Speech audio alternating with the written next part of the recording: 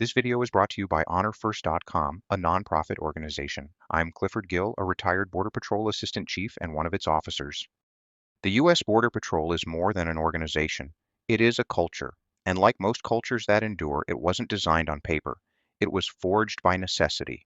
When the Border Patrol was established in 1924, its earliest inspectors were assigned to the remote, unforgiving border environments.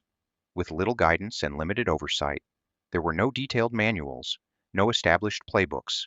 Success depended on judgment, adaptability, and personal responsibility, and that reality shaped everything that followed.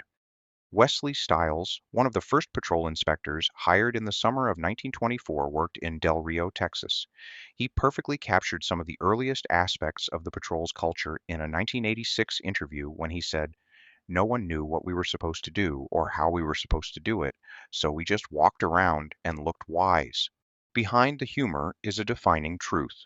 When there was no clear direction, Border Patrol inspectors acted anyway.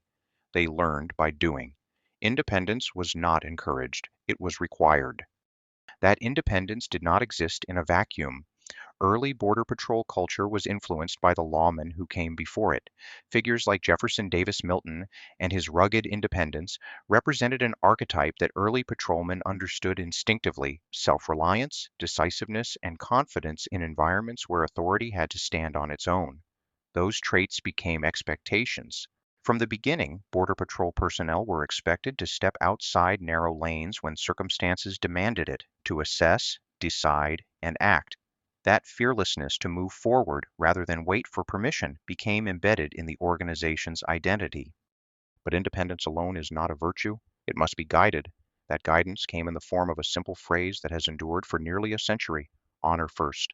The phrase emerged in the mid-1920s and appeared in the 1927 Commissioner General's report to the Secretary of the Department of Labor. That report described a young organization engaged in demanding work, requiring stamina, versatility, and resourcefulness in the highest degree. Honor first, it said, was the Border Patrol's watchword. The report went further. It described a workforce that was largely self-governing, where peer judgment carried more weight than written regulation, and where the uniform itself was considered sacred, carrying obligations of conduct that were intuitively understood and carefully observed. By 1930, new hires in the El Paso district were bluntly instructed to resign immediately if they could not live up to the concept of honor first. Only recently has the patrol developed internal guidance describing what honor first represents. Those descriptions emphasize integrity, professionalism, service, and responsibility. But the real test of honor first has never been how it is described. It is how it is applied.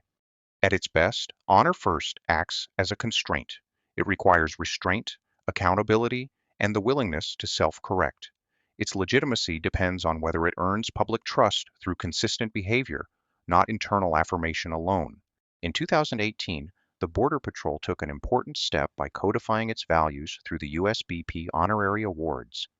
These awards recognize what the organization values most: acts of valor, heroism, life-saving, law enforcement excellence, and meaningful administrative contributions, because an organization's values are revealed in what it rewards. But words, policies, and awards are only meaningful when reinforced through action, and that is where the Border Patrol's culture becomes unmistakable.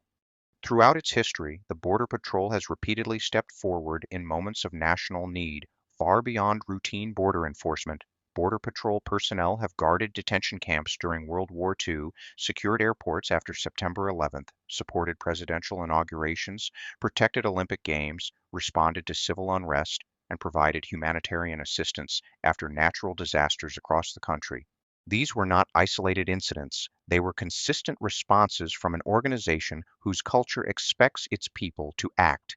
Taken together, these actions reveal the Border Patrol's values more clearly than any slogan ever could: a culture of independence guided by honor, a willingness to step forward when others hesitate, a tradition of making a difference through action. For over a century, the U.S. Border Patrol has adapted to new missions, evolving threats, and changing times while remaining grounded in that core identity. The Border Patrol is not defined solely by what it does, it is defined by how and why its people choose to do it. HonorFirst.com gratefully acknowledges the Border Patrol Museum and historian Joseph Banco. Their historical materials continue to enrich our shared commitment to preserving the proud legacy of the United States Border Patrol.